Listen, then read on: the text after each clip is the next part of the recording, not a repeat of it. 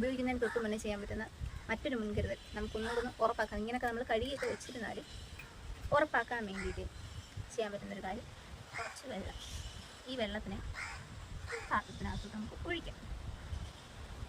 പാത്രമല്ലെങ്കിൽ ഈ അടപ്പത്തിൽ ഒഴിക്കുമ്പം ഇത് പോകുന്ന സ്പീഡ് കണ്ടല്ലോ അല്ലേ, നല്ല സ്പീഡിലാണ് പോകുന്നത്. അപ്പോൾ മാക്സിമം സ്പീഡിൽ തന്നെ അത് വീഴുന്നത്.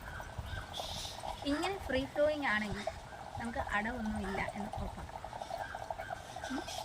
ഇതൊന്നും ഇനി ഇതിപ്പം അടവുണ്ടെങ്കിൽ എങ്ങനെ മനസ്സിലാക്കാമെന്ന് ചോദിച്ചാൽ അതിപ്പോൾ പറഞ്ഞുതരാം. ഇതിപ്പോൾ വെള്ളം എല്ലാം തീരാറാകുമ്പോൾ കുറച്ച് ചെറുതായിട്ട് വരും. അങ്ങനെ അത്തരത്തിൽ വരികയാണെന്നുണ്ടെങ്കിൽ നമുക്ക് ഉറപ്പിക്കാം എന്തോ ഒരു അടവുണ്ട്. ഇത് ഫ്രീ ഫ്ലോയിങ് ആണ്. ഫ്രീ ഫ്ലോയിങ് ആണെന്ന് വെച്ചാൽ നമുക്ക് പേടിക്കേണ്ട, അകത്ത് അടവൊന്നും ഇല്ല. എന്തെങ്കിലും രീതിയിൽ അടവ് നമ്മുടെ കഷ്ടകാലത്തിനെ ചാടിച്ചുകൊണ്ടിരിക്കുമ്പോൾ കയറി അടഞ്ഞാലുള്ളൂ. ഇതേപോലെ വിട്ടാണ് വരുന്നതെന്നുണ്ടെങ്കിൽ ഇതിനകത്ത് എന്തോ ഒരു അടവുണ്ട്. അപ്പോൾ അത് ക്ലിയർ ചെയ്തതിന് ശേഷം മാത്രം ഉപയോഗിക്കുക. അപ്പോൾ ഇത്രയാണ് എനിക്കറിയാവുന്ന രീതികൾ, അല്ലെങ്കിൽ ഞാൻ ചെയ്യാറുള്ള കാര്യങ്ങൾ. ഇതിൽ കൂടുതൽ എന്തെങ്കിലും വഴികളുണ്ടെങ്കിൽ അറിയാവുന്നവരുണ്ടെങ്കിൽ പറയുക. വാഷും കാര്യങ്ങളുമൊക്കെ കറക്റ്റായിട്ട് ഇട്ടിട്ടുണ്ടെന്ന് ഉറപ്പ് വരുത്തുക. അത് പ്രോപ്പറായിട്ടുള്ള സാധനങ്ങൾ തന്നെ യൂസ് ചെയ്യുക. നല്ല സാധനങ്ങൾ മാത്രം യൂസ് ചെയ്യുക.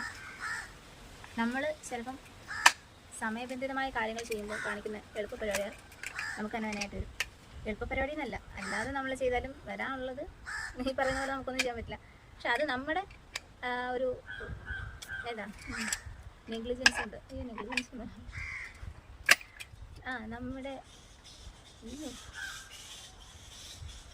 മറന്നു നമ്മുടെ തെറ്റുകൊണ്ട് സംഭവിക്കുന്ന ഒരു അപകടം ആകരുത്. നമ്മൾ സൂക്ഷിച്ച് എന്തൊക്കെ ഉപയോഗിക്കുക. ഇതെന്ന് പറയുന്നത് സത്യം പറഞ്ഞാൽ അടുക്കളയിൽ നമ്മൾ അറിഞ്ഞുകൊണ്ട് ഉപയോഗിക്കുന്ന ഒരു ബോംബ് തന്നെയാണ്, ഒരു ടൈം ബോംബ് തന്നെയായിരുന്നു. അപ്പോൾ സൂക്ഷിച്ച് എന്തൊക്കെ ഉപയോഗിക്കാം. അപ്പോൾ ഇന്നത്തെ വീഡിയോ എല്ലാവർക്കും ഇഷ്ടപ്പെട്ടു എന്ന് വിചാരിക്കുന്നു. ഉപകാരപ്രദമായിരുന്നു ഈ വീഡിയോ എന്ന് ഞാൻ പ്രതീക്ഷിക്കുന്നു. ഇനി ഞാൻ പറഞ്ഞതല്ലാതെ ആർക്കെങ്കിലും എന്തെങ്കിലുമൊക്കെ അറിയാം, കുറച്ചും കൂടെ ടിപ്പൊക്കെ അറിയാം എന്നുണ്ടെങ്കിൽ അത് പറയാം. ഇതൊന്നും അറിയില്ലായിരുന്നു എന്നുണ്ടെങ്കിൽ അതും കൂടി പറഞ്ഞു കഴിഞ്ഞാൽ അത്രയും നല്ലതായിരിക്കും. പിന്നെ ഇഷ്ടപ്പെട്ടെങ്കിൽ വീഡിയോ ലൈക്ക് ചെയ്യുക, പറ്റുമെങ്കിൽ ഒന്ന് സബ്സ്ക്രൈബ് ചെയ്യുക.